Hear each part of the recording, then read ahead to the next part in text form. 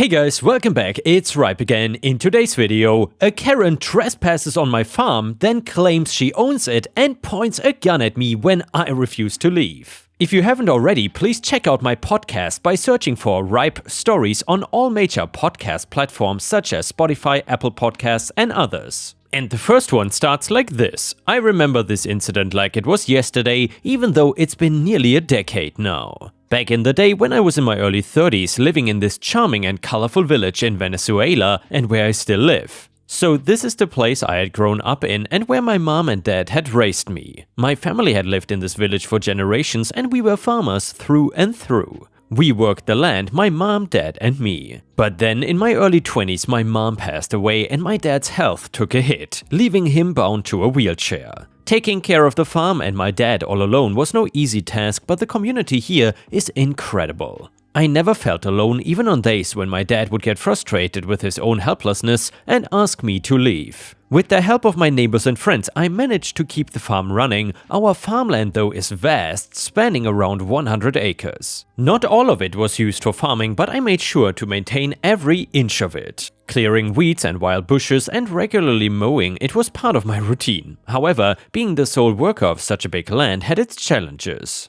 People, mostly strangers, would try to take advantage of the situation. They would trespass on the property, going as far as to cut through the fence wires I had carefully put up. Footprints from trespassers had become the norm, but things took a more serious turn when I started seeing tire marks crisscrossing the fields. I decided to dig ditches along the perimeter of the farm and started carrying a shotgun with me everywhere I went. It wasn't something I wanted to do, but something just had to be done. And they did help me to an extent as the break-ins decreased significantly. Sure, the break-ins did not magically vanish, but they sure as heck became a lot more manageable and avoidable, which was a win in my book. It was during this time when someone new came to settle near my property. And yes, I am talking about the star of this story, the dreaded Karen. Karen was, as you can guess, the definition of obnoxious, strutting around with an entitled attitude and a superiority complex bigger than any beautiful pumpkin during Halloween.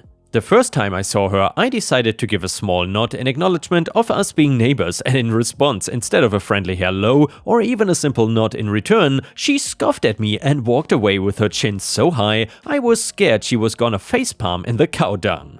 It was clear that Karen and I were not gonna be exchanging apple pie recipes anytime soon. As days went by, I got to know that this Karen was not just any city dweller, she was married to some hotshot, pompous individual who probably thought the sun shone out of her designer bag. And guess what? She absolutely detested folks like me who worked in the mud, had dirt under our fingernails and actually earned an honest living. While she never directly said anything to me, her disdain glares at farmers like me were enough to make it clear where she stood on the matter. It was like she had a built-in dirt detector, and if someone accidentally got even a tiny speck on her fancy expensive clothing, you would think the world was ending by the way she would make a scene. But that begged the question, why in the world would she move to a village filled with farmers like me? That was a question that no one had the answer to, at least not until she started having meetings with the rich people of this place. Rumors had it that this Karen had come here for her housing project. Despite being filthy rich, she wanted to buy off land for as cheap as possible and construct luxury houses for her community. Her community being other filthy rich people who would come to our village for their vacation. Now, while I did dislike this Karen with a passion, I could not help but consider her project for a moment. Sure, having rich brats who will come here to escape to the nature will be very overbearing, but this village had many empty plots that were not being used for anything. If her project would put those lands to use and perhaps provide income to some villagers, well, I suppose I would not mind so much. So one day, Karen came to my property proposing a deal, and I could already tell I was gonna hate it.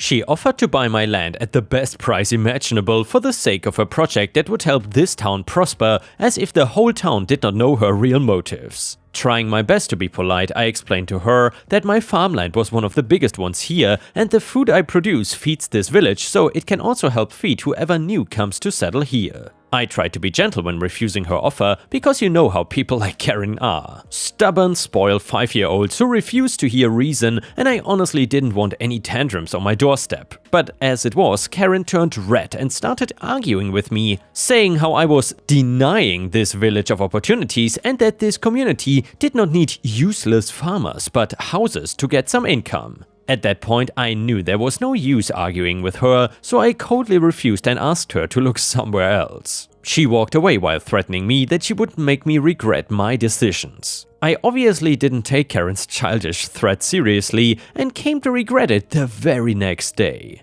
She showed up with her group of minions, a bunch of goons straight out of a gangster flick. They barged into my home, yanked me out, and dragged me in front of her. Karen demanded that I hand over my land to her, or else. The else was her goons being given the green light to beat me to a pulp.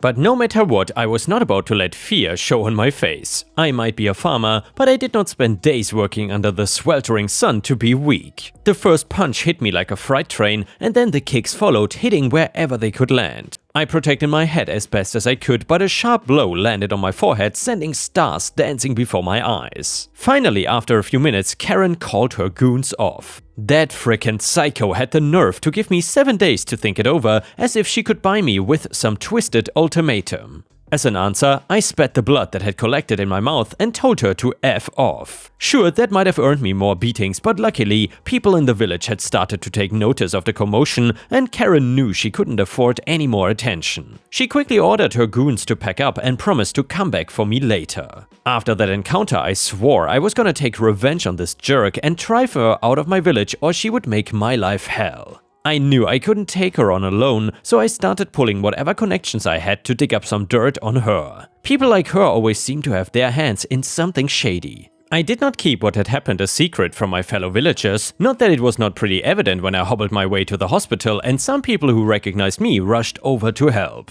I gave them a rundown and they promised to keep an eye out for any information they could find about Karen. But I didn't tell my dad about any of this. His health had worsened and he was confined to the bed now. So I made the decision to shift him to a friend's house where I knew he would be safe and well cared for. As I was gathering my dad's clothes and medicine, someone knocked on my door. I had an idea who it was, even though it hadn't been 7 days yet, but my shotgun was ready, leaning against a wall next to the front door. I cautiously opened the door, positioning myself against the side with the shotgun, and there she stood, Karen, but this time she was alone. And this time she demanded my property for free. I could not help but laugh at her audacity and refused outright. She cursed at me and pulled out a gun, but unfortunately for her, I had already noticed it. I grabbed her wrist, pushing the gun away from me, and she was no match for my strength, and I managed to wrestle her away from the door, throwing her gun inside my house. With her dangerous weapon out of the picture, I took a hold of my own shotgun. Karen started to scream before realizing who had the upper hand now as I pointed the shotgun at her.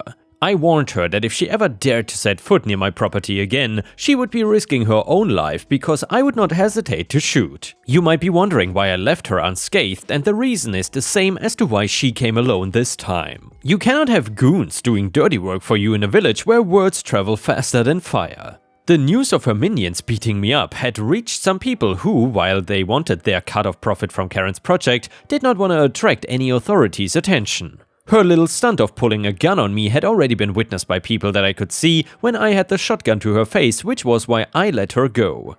And as I had predicted, in the coming days Karen's project had been rejected and she was forced to leave. But oh, I didn't want this jerk to go away like this. As this Karen made arrangements to go, I made arrangements to call authorities and submit all the dirt I had found on her, which was not everything, but it was enough to have her get arrested and thrown in jail. It was a whole scene too. You could see her minions trying to convince the police before threatening them, but nothing deterred those police officers, as if they were waiting to get this Karen out of here.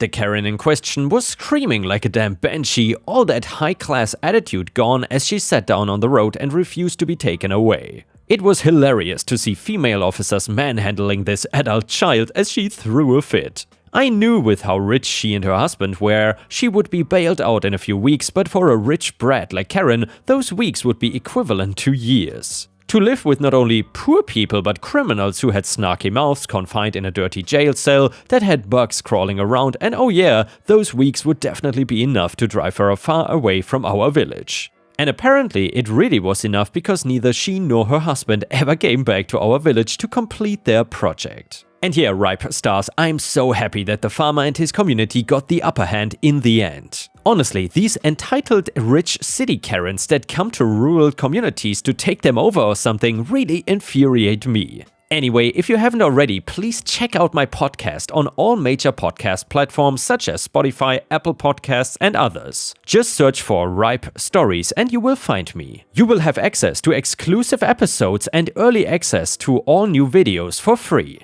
Either way, the next one is titled Fences Not Allowed. 2 years ago, my husband and I bought our first house. First on our list was the backyard and removing a laurel bush on the back property line that went 7 feet deep and had a chicken wire fence in the back. 99% of the roots were on our property, by the way, and our yard was not big to begin with, so we wanted that extra space, and so our plan was to remove it and put up a fence that matched the other parts of our property. When I went to notify our neighbors just to be nice, also we were not asking them to contribute, they were super nice about it and welcomed us into the neighborhood. 2 days later we were startled to see the husband neighbor knocking on our back door, trespassing, because he said we did not answer the front door. He said they did not agree with the fence after all and that we couldn't cut down the laurels. One of their arguments was that the previous owners did not mind the laurels, so yeah. Well, my husband and I are both attorneys and decided we were not gonna do the back and forth and we were gonna hire a surveyor to come and confirm the property line. It turns out almost all the laurel roots were in fact on our property. So again, we told neighbors that we were moving forward with the fence. After seeing the markers, they were pissed. My cousin and uncle helped us putting up the fence and husband neighbor could not have been more rude. Standing a foot away from them on his property, breathing down their necks while they put up the fence. Fast forward a year and husband neighbor texts my husband asking to talk, so they meet at the fence. Turns out they have a cedar tree about 7 foot in diameter on their property close to the fence that they want to remove but are asking us for the removal to be done from our property.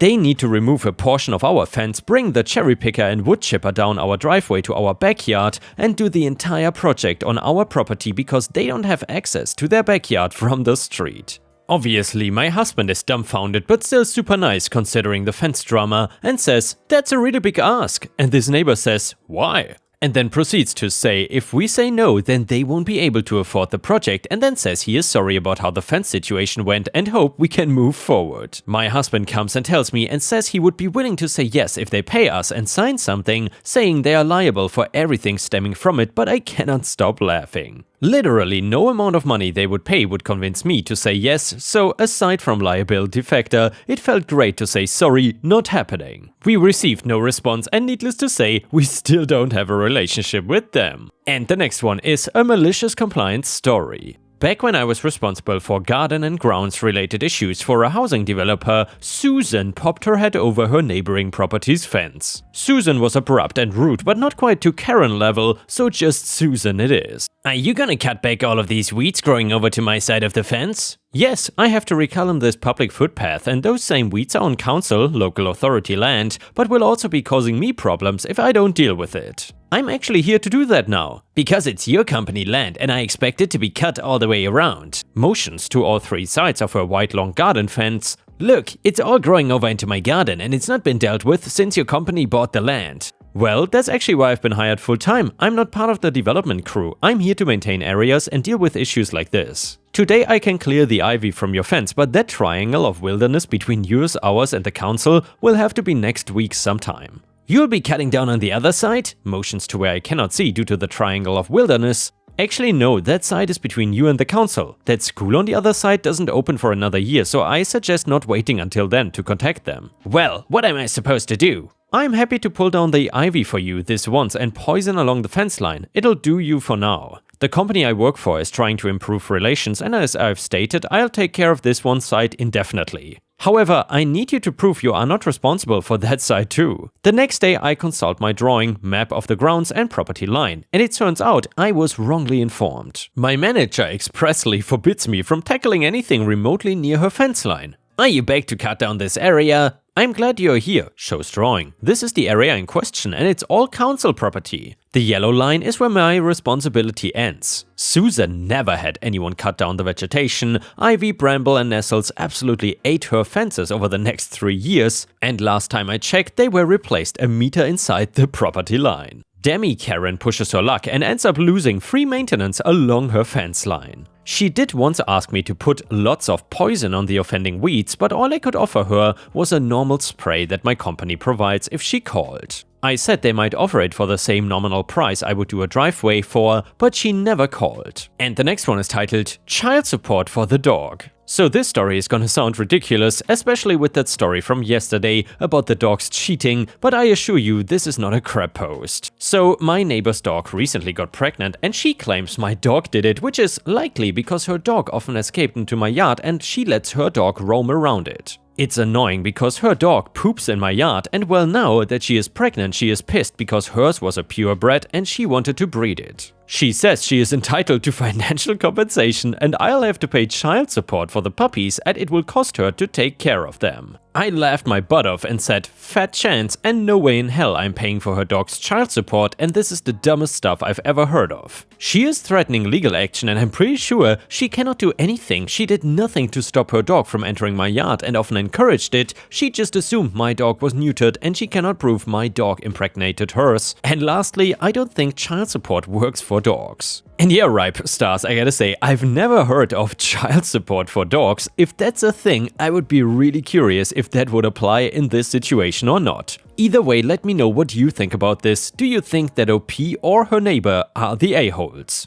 Either way, a comment said, everyone sucks here, neuter your pets, people. Comment number 2, everyone sucks here, it's dumb of her to demand child support for a dog, but if you don't want your dog making puppies, you should have neutered him.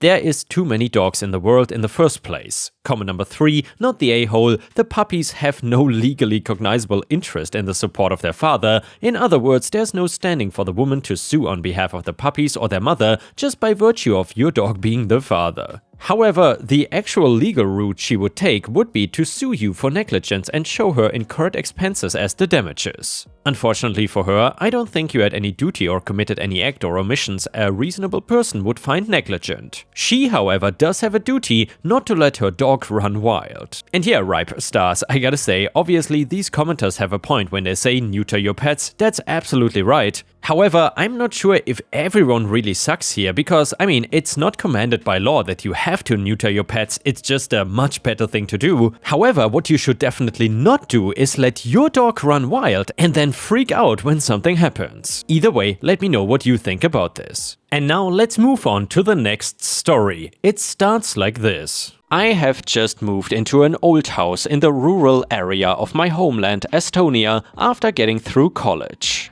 The house is in the suburbs that my parents helped me fund the deposit for. And I was excited. I was extremely excited to finally get a place of my own until I realized what a headache a bad neighbor could be. I mean, most of them are okay, but there's this one dude next door we will call Dan, which isn't. Soon after I moved in, Dan was introduced to me by leaving his pickup across our shared driveway. I was a bit confused and hesitant about making a bad impression, so I did not challenge him at the time and hoped it would not happen again. The next evening, the pickup was there again, waiting for me as I returned home from work, and with little choice or room left, I parked my car on the road behind it. I knew I was blocking him in, but I was tired and I was feeling a little annoyed about it, so I didn't care. I was abruptly woken up at 5 AM the next morning to someone pounding on my door and windows repeatedly, although I was too dazed at the time to remember why. If I had though, I would have ignored it. Dan was furious that he could not get out of the driveway because his job as a farmer demanded him to be working early and long hours. He told me to move the car and not let it happen again, only good experiences with this guy so far. When he returned home later that evening, I peeked out from behind my curtains, choosing not to go outside to confront him over the incident this morning. He seemed pissed enough that I was using my part of the driveway as if he was entitled to all of it. I got in contact with parents the next week and told them about what was going on, and after some digging, we found the previous owner of the house, an elderly lady that moved into a retirement home. I asked her about Dan and her other neighbors and she recoiled. Dan had gotten used to owning the whole driveway after he intimidated and terrorized her for years, to the point that he almost packed her bags for her as he scared her out of her own home. Before she left, other neighbors reported similar problems of Dan leaving other vehicles all over the street, although, again, he was left unchallenged about it, so I felt he could get away with it. As summer was getting into full swing and the temperature rising, I was preparing to set out a barbecue in the front lawn and invite some friends over, setting out some of the furniture in the early morning before I went inside to take a shower and get ready. An hour before the party started, I went back outside and saw a steaming pile of manure unceremoniously dumped over half of my lawn with a trail leading back to Dan's pickup. I knocked repeatedly on his door until all 6 feet of him appeared and loomed over me from the doorway. I tried to keep the conversation civil, but I was furious and he did not budge. He could do what he wanted when he wanted, and that was that. He slammed the door in my face and I called off the party. The next time it happened, it tipped me over the edge. His pickup was blocking my driveway for the last time. Dan realized too late and came out of the house as the tow truck was leaving with his pickup. He immediately threw a fit as the rest of our neighbors came out to watch the spectacle with the usual thuggish threats and insults. You might be surprised to hear that our friendship only worsened after this, with Dan continuing to leave his trucks, equipment and trash over my driveway and lawn with the intention of causing as much harm or destruction as possible, and I bided my time in plotting a suitable revenge, letting him think that I was giving up.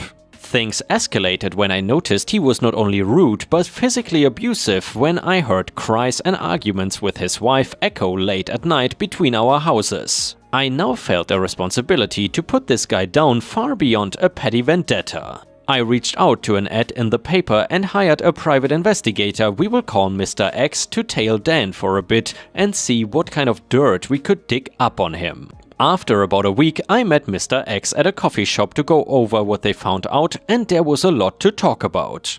Other than photographic and testimonial evidence of his domestic abuse, it turns out Dan was not paying his business taxes, whether intentionally or unintentionally, but either way are big claims. I managed to sneak some of the photos under his door while he was at work, and I waited for the explosion to occur. When he got home, his wife was already packing her bags. They erupted into a fight in the driveway where she confronted him about the cheating, but being his usual self, he refused to back down or admit guilt, leaving him cursing as she got in the taxi and sped away. I did not see much of Dan for a few weeks after that. He must have been spending longer hours on the farm or drinking, as his bins were always full of empty beer bottles. It was not long until Dan's somber mood turned hostile again. It seemed he was more resolved to take his anger out on myself and the other neighbors. As he had not learned from his first lesson, I put my next plan into action. The next morning, I wake up in an oddly satisfied mood.